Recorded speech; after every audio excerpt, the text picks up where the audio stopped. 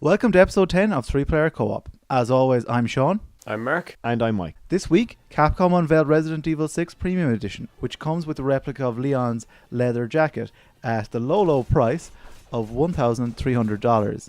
Also, the Professional Edition of Hitman Absolution was unveiled, and it comes with an art book, nice box, a making of DVD, and the usual DLC stuff.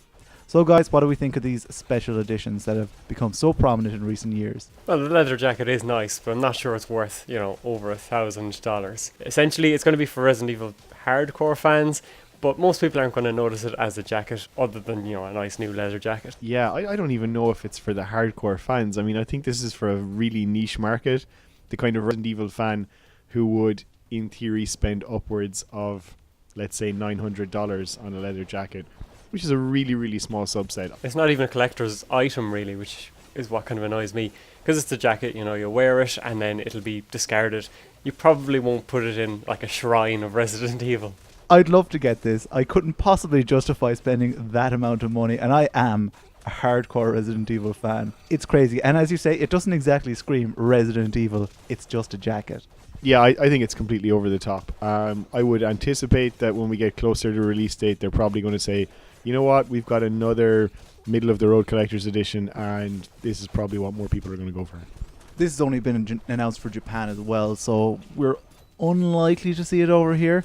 But it's not exactly unprecedented. I mean, they did do a replica of Chuck Green's biker jacket for Dead Rising 2, which was considerably cheaper. Still a horrible jacket, I have to say, and I'm no fashion icon. Okay, the difference with Chuck Green's jacket is that it wasn't bundled with the game though, right? This was something you bought from Capcom's website. Indeed, yeah, it was more of a funny extra, a funny expensive extra. So what do we think of special editions as a whole? I'm not pushed, to be honest. I don't think I've ever bought one. Well, no, I bought FIFA 12. It came with, a couple of extra packs per month for Ultimate Team, but that's about it, and it was only about €5-10 extra, so it wasn't the worst, and I'd probably have spent that on packs anyway. Yeah, I could take or leave them. I suppose if a collector's edition for a series I really like comes out, I'll probably spend, the extra couple of euro. But a lot of it for me, I suppose, is dependent on the price of the collector's edition. If it's €5-10 extra, I'll probably buy it.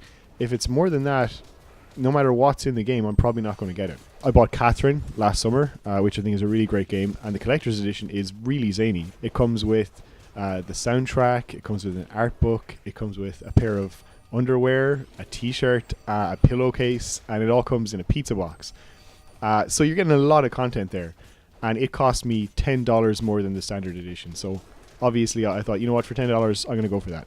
Yeah, I kind of bought the Mass Effect 3 special edition, and I'm pretty much a slave to special editions at this point. The most insane one I bought was the Old Republic one, which came with a load of cool stuff, including a very, very cool Darth Malgus statue.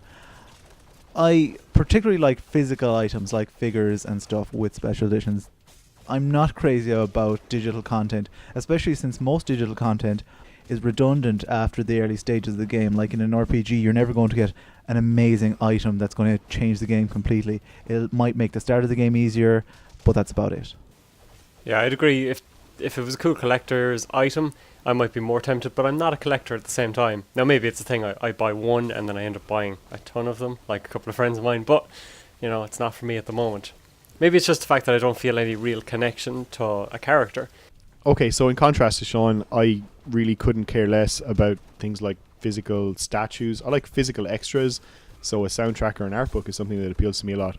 But, for example, I brought the collector's edition of Assassin's Creed 2, and it came with a statue of Ezio, but I actually just gave it to a friend of mine. I like some digital content as part of a collector's edition. What I don't like is exclusive digital content.